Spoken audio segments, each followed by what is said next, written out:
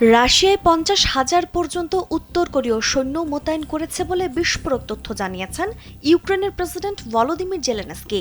একই সাথে তিনি কিয়েভের বিমান প্রতিরক্ষায় সহায়তার জন্য দক্ষিণ কোরিয়ার প্রতি জোরালো আহ্বান জানিয়েছেন। এমন তথ্যই সম্প্রতি নিশ্চিত করেছে দ্য গার্ডিয়ান। যুদ্ধের 1629তম দিনে এই বিশাল সেনা মোতায়েন এবং পিয়ংইয়ং মস্কোর সামরিক সমঝোতা বিশ্ব রাজনীতিকে এক নতুন ও বিপজ্জনক মোড়ের দিকে ঠেলে দিচ্ছে।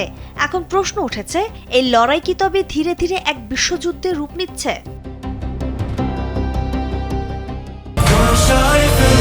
বছর ধরে কোটি মানুষের আস্থায় পাইপের বস আরএফএল পাইপ। এদিকে ইউক্রেনীয় গোয়েন্দা সূত্রের বরাত দিয়ে রয়টার্স জানিয়েছে, রাশিয়াকে সহায়তা করতে পশ্চিম রাশিয়ায় 120টি ব্যালিস্টিক ক্ষেপণাস্ত্র ও লঞ্চার সহ উত্তর কোরিয়ার একটি ক্ষেপণাস্ত্র ইউনিট মোতায়েন করা হয়েছে।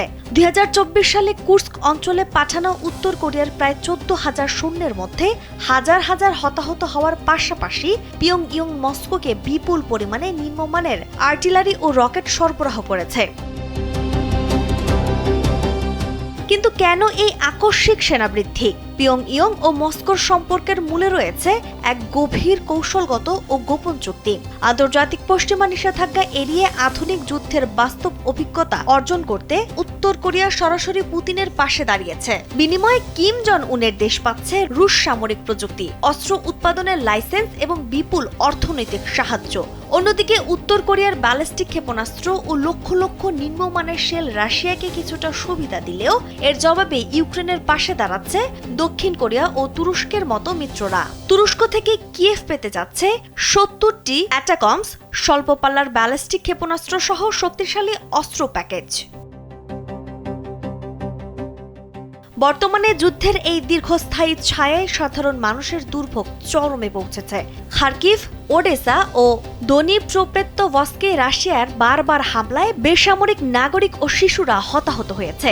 এমনকি বিশ্ব স্বাস্থ্য সংস্থা অর্থাৎ WHO চিকিৎসা সামগ্রীর গুদামও ধ্বংস হয়েছে এই হামলায়।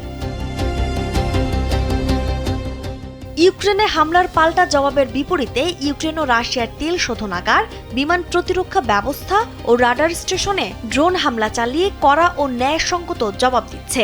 বুলগেরিয়া ও মলদোভার সীমান্তবর্তী এলাকায় ড্রোন বিস্ফোরণ প্রমাণ করছে যুদ্ধের আঁচ এখন প্রতিবেশী দেশগুলোতেও ছড়িয়ে পড়ছে। এতে ব্রিটিশ প্রতিরক্ষা সচিব সতর্ক করেছেন, আসন্ন শীতে রুশ বাহিনী জ্বালানি পরিকাঠামোকে অস্ত্র হিসেবে ব্যবহার করতে চাইবে। পোপলিও অবিলম্বে এই রক্তপাত ও আন্তর্জাতিক মানবিক আইন লঙ্ঘনের বিরুদ্ধে তীব্র নিন্দা জানিয়ে শান্তির আহ্বান জানিয়েছেন। বর্তমান পরিস্থিতিতে বিশ্ব সম্প্রদায়ের দ্রুত ও কার্যকর কূটনৈতিক পদক্ষেপ গ্রহণ অত্যন্ত জরুরি হয়ে পড়েছে। নাজমুন নাহার উসবা, কালবেলা।